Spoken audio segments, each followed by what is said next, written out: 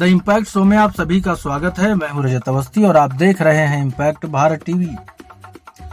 दोस्तों, आज हम एक ऐसे मुद्दे पर बात करेंगे जिसमें लाखों करोड़ों परिवारों के सपने को चूर चूर कर रखा है। नीट की यूजी 2026 का जो ये पेपर लीक हुआ, इसने देश भर में लाखों बच्चे जो कि ये परीक्षा देकर के डॉक्टर बन सकते थे, उनके सपने को मिट्टी में मिला दिया है। वैसे तो ये कोई पहली बार नहीं है, लेकिन बात करना इसलिए जरूरी होता है कि आखिर ये समस्याएं कब तक वो मेहनत करने वाले छात्र झेलेंगे, और फिर जब देश में कोरोना जैसी स्थिति कभी बनती है तो ये क्राइसिस होता है और समस्या होती है कि कहीं डॉक्टर कम पड़ रहे हैं या कुछ भी तरह तरह की बातें होती हैं। ऐसे में जब इस तरह से पेपर लीक होगा और रद्द होता रहेगा तो सरकार से सवाल करना लाजमी है, और ये पहले भी हो चुका है। कोई ये नहीं कि हाँ इसी सरकार में है, लेकिन फिर भी जिम्मेदारी आज इसी सरकार की है। वो बात अलग है कि आज इन सब चीजों में जो लोग गुनहगार पाए जाते हैं उन पर कार्रवाई जल्दी हो रही है।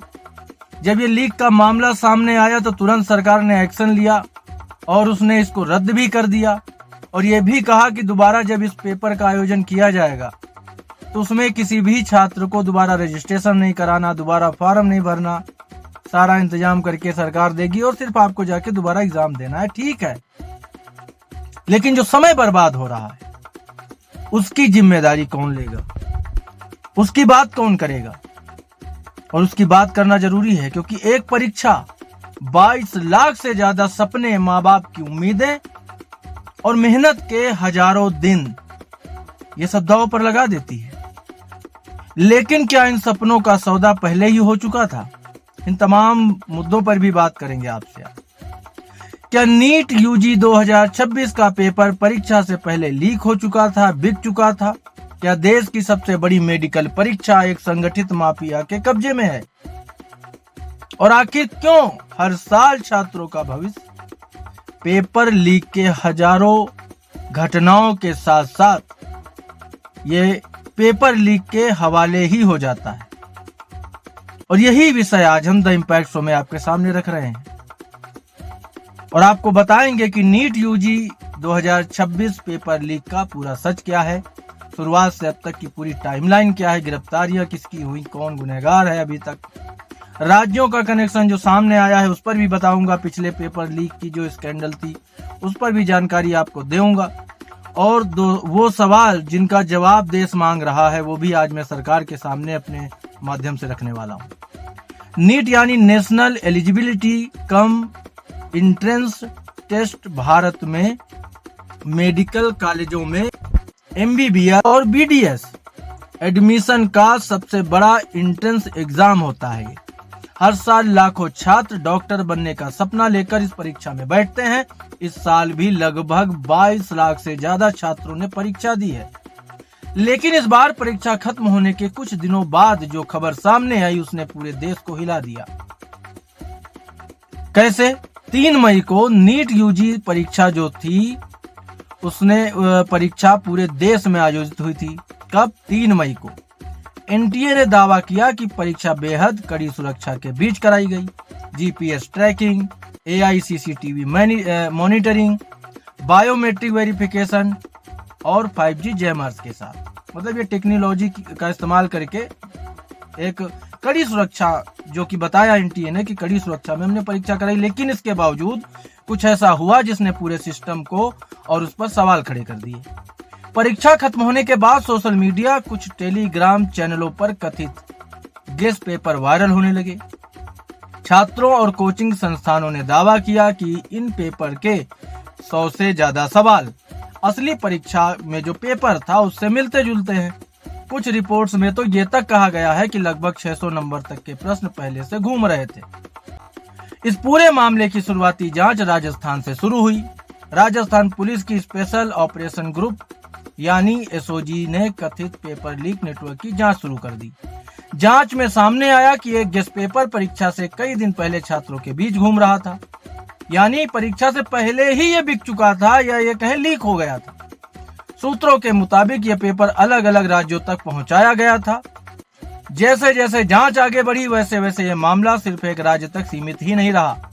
रिपोर्ट्स की अगर मानी जाए तो जांच एजेंसियों ने महाराष्ट्र, बिहार, राजस्थान, उत्तराखंड, हरियाणा और केरल तक फैले नेटवर्क का खुलासा कर दिया है। देहरादून से कथित मास्टरमाइंड को पकड़े जाने की खबर सामने आई है। राजगीर से कैश और कई एडमिट कार्ड भी बरामद हुए हैं। नासिक में एक मेडिकल स्टूडेंट गिरफ्तार किया गया है और अब जांच एजेंसियां इस पूरे नेटवर्क की फंडिंग, कोचिंग, कनेक्शन और डिजिटल चैनलों की जांच भी कर रही हैं। जब मामला बढ़ने लगा तो नेशनल टेस्टिंग एजेंसी यानी एनटीए ने कहा कि उन्हें 7 मई को इनपुट मिले थे।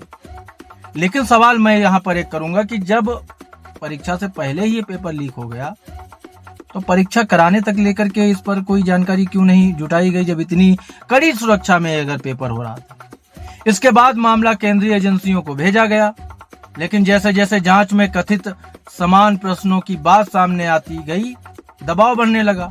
आखिरकार एनटीए ने नीट यूजी 2026 की परीक्षा को रद्द करने का फैसला ले लिया। सरकार ने सीबीआई जांच की घोषणा भी कर दी तुरंत और छात्रों को भरोसा भी दिलाया कि दोबारा परीक्षा के लिए नई फीस भी नहीं ली जाएगी।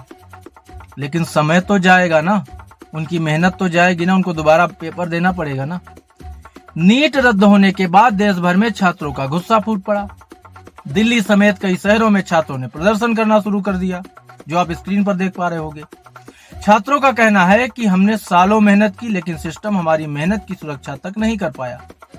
कई छात्र मानसिक तनाव और अनिश्चितता का सामना भी कर रहे हैं। भाई किसी को है कि हो सकता मेरा इसमें हो जाता, अगले में कोई दिक्कत हो जाए।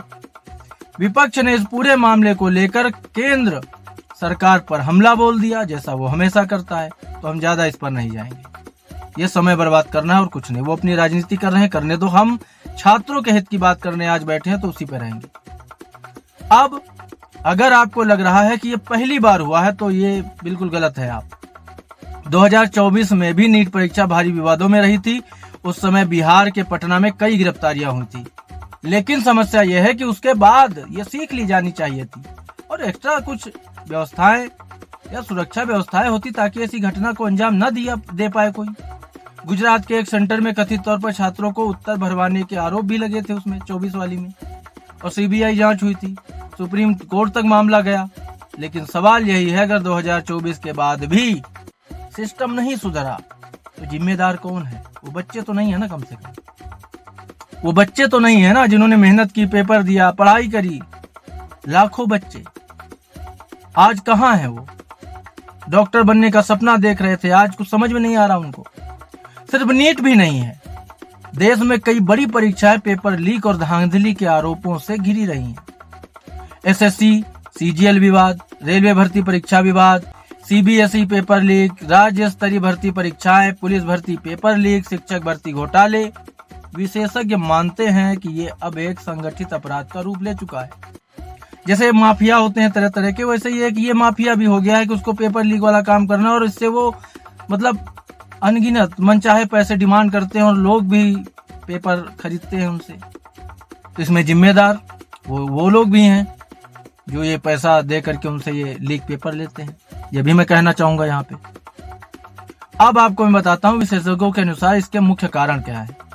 हाई स्टेक एग्जाम सिस्टम, कुछ हजार सीटों के लिए लाखों उम्मीदवार, यहीं से शुरू होता है दबाव और भ्रष्टाचार। भाई सीटें कम हैं, उम्मीदवार बहुत हैं, पैसे दे लेकर के भाई सीट। दूसरा, संगठित mafia network, digital platform, Telegram channel और कोचिंग सिंडिकेट अब जांच एजेंसियों के रडार पर हैं।